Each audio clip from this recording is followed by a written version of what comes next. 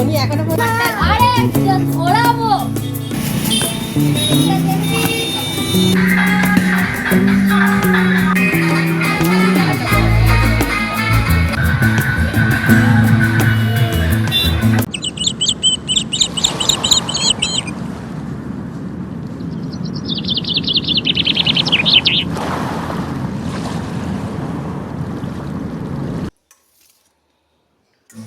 ছোটবেলার স্মৃতিগুলো আজকে আবার চোখের সামনে ভেসে উঠল।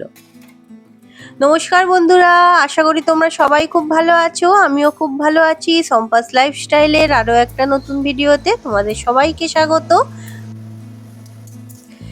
আজ হলো মঙ্গলবার, আর মঙ্গলবার সকালে ব্লগটা রান্নাঘর থেকেই শুরু করলাম। আজকে সকালে টিফিন খাওয়ার জন্য এই যে এখানে বানাচ্ছি একটু মটর কড়াই ভাজা। ওই যে ঘুগনির যে কড়াই হয়, এই মটর কড়াই গতকাল রাতেই ভিজিয়ে রেখেছিলাম, তো সেটা আগে সেদ্ধ করে নিয়েছি। আর এখানে একটু কাঁচা লঙ্কা আর আলু ফোড়ন দিয়ে হালকা একটু ভেজে নিচ্ছি। আলুটা সিদ্ধ হয়ে যাওয়ার পর ওই সেদ্ধ করা কড়াইগুলো এর মধ্যে দিয়ে ভালো করে বেশ কিছুক্ষণ ভেজে নিলেই হয়ে যাবে রেডি। আজকে মুড়ির সঙ্গে এটাই হচ্ছে আমাদের ব্রেকফাস্ট। খেতে বেশ ভালো লাগে। আজকে আসলে রুটি পরোটা ওসব আর কিছু করিনি, তো মুড়িই খাওয়া হবে। আর ওদিকে ভাতও তো তোমরা দেখলে ফুটে গেছে, তো নামিয়ে রেখে দিয়েছি। ডিম সিদ্ধ হয়ে গেছে, তো এদিকে সেটা ভাজতেও দিয়ে দিয়েছি। আর করব আজকে দুপুরবেলা একটু ডিমের ঝোল আর সামান্য একটু আলু পোস্ত, ব্যাস। আর বিশেষ কিছু রান্না করব না। তো আজ তো কালী পুজোর পরের দিন, আজ আমি বাপের বাড়ি যাব বিকেলের দিকে, তো সকাল থেকে একটু তাড়াহুড়ো করেই রান্নাটা করছি। অন্য কিছুই নয়, আসলে ব্যাগটা এখনো গোছানো হয়নি, তো সেটা বেশ কিছুক্ষণ সময় লাগবে। তার আগে ভিডিও এডিটিং করে তোমাদের ভিডিও দিয়ে তারপরে যাব, তো তাই একটু তাড়াহুড়ো করেই করছি জানো তো সকাল থেকে। তো এই যে দেখো কড়াইগুলো এখানে ভাজা হয়ে গেছে, একটু শুকনো শুকনো করে ভেজে নিয়েছি। আর তারপর এখানে ডিমের ঝোলটাও বসিয়ে দিচ্ছি। পেঁয়াজগুলো তো কেটেই নিয়েছি আগে, তবে আজ আর গোটা গরম মশলা ফোড়ন দিইনি, ডাইরেক্ট পেঁয়াজটাই দিয়েছি। সামান্য একটু জিরে শুধু ফোড়ন দিয়েছিলাম। আর ওদিকে দেখো আলু পোস্তটাও বসিয়ে দিয়েছি। পোস্তটা বাটা হয়ে গেছে, তারপর দিয়ে একটু ভালো করে কষিয়ে নিয়ে নামিয়ে নিলেই হয়ে যাবে।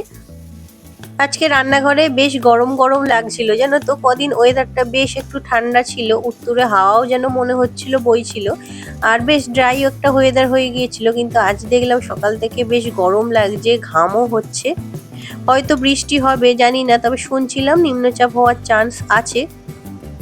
তো আপাতত তো সেরকম কিছু লক্ষণ দেখা যাচ্ছে না। আর এদিকে দেখো আলুগুলো ভালো করে মশলা দিয়ে কষিয়ে নিয়ে তারপরে এই যে ভেজে রাখা ডিমগুলো দিয়ে দিলাম। এই কটা ডিমই ফ্রিজে ছিল, তবে আজকে একটু ডিম কমই হবে। যাই হোক, ওইভাবেই খাওয়া হবে, কারণ এক্সট্রা আর এনে রাখা হচ্ছে না। আর তারপর তোমাদের দাদা ভাই দেখো সকালেই ওই যে আলু টালুগুলো এনে রেখেছিল, তো আলু রাখার র্যাকটা ওর জন্য আগে একটু মুছে তারপরে আলুগুলো গুছিয়ে রেখে যাব। আসলে বাড়ি থেকে বেরোনোর আগে অনেক কিছুই টুকটাক কাজ থাকে, যেগুলো সেরে রেখে না গেলেই নয়, কারণ বাবা একা এসব করে উঠতে পারে না। তো ওর জন্য সবকিছুই মোটামুটি হাতের সামনে বের করে রেখে যাব, যতটা তার পক্ষে নেওয়ার সুবিধা হয়। এখানে এই যে আলু পেঁয়াজ সবকিছু ওর জন্য গুছিয়ে রাখছি। তারপর ফ্রিজটা আমাদের এখনো দিতে আসেনি ডেলিভারি, তবে যে কোনো দিন আসতে পারে। এখন আমরা না থাকাকালীন যদি ফ্রিজটা দিতে আসে, তখন বাবা ফ্রিজের কতটা কি জিনিস বের করে রাখতে পারবে জানি না, কারণ এই পুরনো ফ্রিজটা ওনারা নিয়ে চলে যাবেন, এটা এক্সচেঞ্জ করা হয়েছে।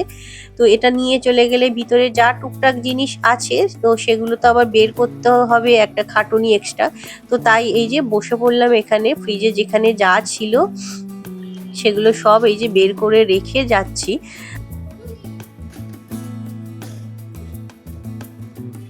তো এখন হচ্ছে বিকেল বেলা, এই যে রেডি হয়ে বেরিয়ে পড়েছি, সবাই মিলেই বেরিয়েছি। তোমাদের দাদা ভাই, বাবি, বাবান ওরা সব আগে আছে। আর আমি এই যে হেঁটে যেতে যেতে এখানে একটা খুব সুন্দর প্যান্ডেল দেখলাম, সেটা কাল রাতে দেখা হয়নি। তো এটা দেখো সহজপাঠ আর বর্ণ পরিচয় নিয়ে করেছিল, তবে ভিতরে এখন ঢোকার টাইম নেই তাড়াহুড়োর মধ্যে, তো বাইরে থেকেই দেখে বেরিয়ে পড়লাম। এখন প্রায় 5টা বাজে জানো তো। আমাদের আরো আগেই বেরোনোর কথা ছিল, কিন্তু বেরোতে বেরোতে অনেকটাই দেরি হয়ে গেল। আর এই যে বাসে যাওয়ার সময় সেই প্যান্ডেলটা আর একবার দেখে নিলাম। এটা ওই যে তোমাদের বলেছিলাম বিটি রোডের উপরেই করা, তো দিনের আলোতেও প্যান্ডেলটা একবার দেখে নিলাম। কাল তো এসেছিলাম অনেকটা রাত্রে, তারপরে এই যে পৌঁছে গেছি, এটা আমাদের বাড়ি। এই যে রাস্তা থেকে আর ঠিক বাড়ির উল্টো দিকে ওই যে দেখো কালী মণ্ডপ। তো এখানেই কালী পুজো হয়। তো তোমাদের আগেই বলেছিলাম যে এই পুজোটা একেবারেই আমাদের বাড়ির সামনে। তো এই যে হলো আমাদের মা কালী। ছোটবেলা থেকে এই মূর্তিটা দেখেই আমরা অভ্যস্ত, কারণ এই যে দুদিকে ডাকিনী আর যোগিনী থাকে, এটা খুব একটা অন্য কোথাও দেখা যায় না। আর দূরে দেখো এই যে এখানে প্রিপারেশন চলছে রাত্রেবেলা ভোগ খাওয়াবার জন্য। আমাদের এখানে পুজোটা যেহেতু অনেক বছরের পুরনো, তো ভোগ খাওয়ার জন্য প্রচুর লোক এখনো পর্যন্ত এখানে জমা হয় রাত্রে। তোমাদের রাত্রেবেলা অবশ্যই দেখাবো। আর এটা হলো আমার বাবা। আর বাবি দেখো মামার বাড়িতে এসেই তার আনন্দ দেখো, সে আর নিচে থাকছেই না, ছুটোছুটি করে উপরে উঠে যাচ্ছে। তো আমি উপরে এসে আগে এলাম মায়ের সঙ্গে দেখা করে, তারপরে এই যে বারান্দায় তো এটা হলো আমার বৌদির ভাইয়ের বউ আর তার মেয়ে। তো ওরা একটু আগেই এসেছে, অনেক দিন আগেই। তো ওরা এসে আগে ওদের সঙ্গে দেখা করলাম। তো এখানে এই যে পুচকুটা তো বারবার জিজ্ঞাসা করছিল যে দাদা কোথায়, আসলে বাবিকে খুঁজছিল।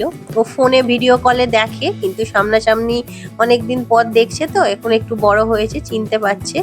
তো এসে আগে ওর জন্য ওর কাছে এসেছিলাম, একটু কথাবার্তা হলো। তোমাদের বললামই কালী পুজোর সময় আমাদের বাড়িতে লোকজন আসাটা একটা নর্মাল ব্যাপার। তো তারপরে এই যে সন্ধ্যাবেলা দেখো সবাই দলবল বেঁধে বেরিয়েছে বাইরে। এটা আমাদের বাড়ির সামনেটা, আর ওদিকে দোকান আছে আমাদের। তো দোকানের সামনেই ওই যে এখানে বাজি ফাটানো হবে। আজকে বাবানকে দেখে আমার সেই ছোটবেলার কথাগুলো আবার মনে পড়ে গেল। আমরা যখন ছোট ছিলাম, আমরাও সবাই ভাই বোনেরা মিলে ঠিক এই জায়গাটাতেই এসে বাজি ফাটাতাম। খুব মজা হতো। আসলে বাজি জিনিসটাই এইরকম, একা একা ফাটিয়ে ঠিক মজা পাওয়া যায় না খুব একটা। সবাই একসাথে থাকলে তার মজাই আলাদা। তো এখানে ওর জন্য আমার বোনের মানে খুড়তুতো যারা বোন, তারা বাড়ির কাছাকাছিই থাকে, এখানেই তাদের বাড়ি। তাদেরও ছেলে মেয়ে সবাই এখানে এসেছিল বাজি ফাটানোর জন্য। খুব আনন্দ করছিল জানো তো ওরা। তো সেই অবস্থাগুলোই আমি একটু ক্যাপচার করে রাখলাম, কারণ এটা দেখে না আমার ছোটবেলার কথাও মনে পড়ে যাচ্ছিল, যে আমরাও ছোটবেলায় ঠিক এইরকমই মজা করে আনন্দ করে বাজি ফাটাতাম।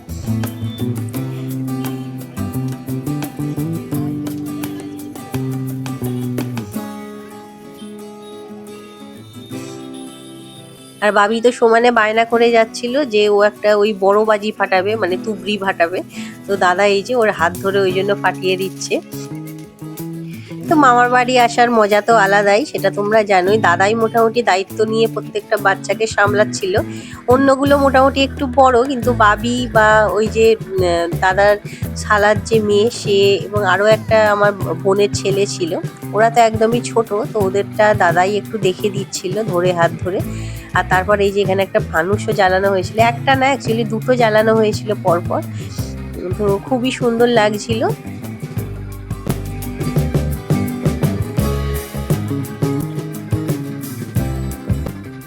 তো যাই হোক, আজকের ভিডিওটা এখানেই শেষ করলাম। আশা করি তোমাদের ভালো লেগেছে। ভালো লাগলে অবশ্যই একটা লাইক করে বন্ধু বান্ধব আত্মীয় স্বজন সবার মধ্যে শেয়ার করে নিও। আর তুমি যদি আজ আমার চ্যানেলে নতুন হও, তাহলে চ্যানেলটা সাবস্ক্রাইব করে নিয়ে আমার এই ছোট্ট পরিবারের সদস্য হওয়ার আমন্ত্রণ রইল। তো আবার দেখা হবে পরের ভিডিওতে। ততক্ষণ সবাই ভালো থেকো, সুস্থ থেকো, আর খুব খুব আনন্দে থেকো। টাটা।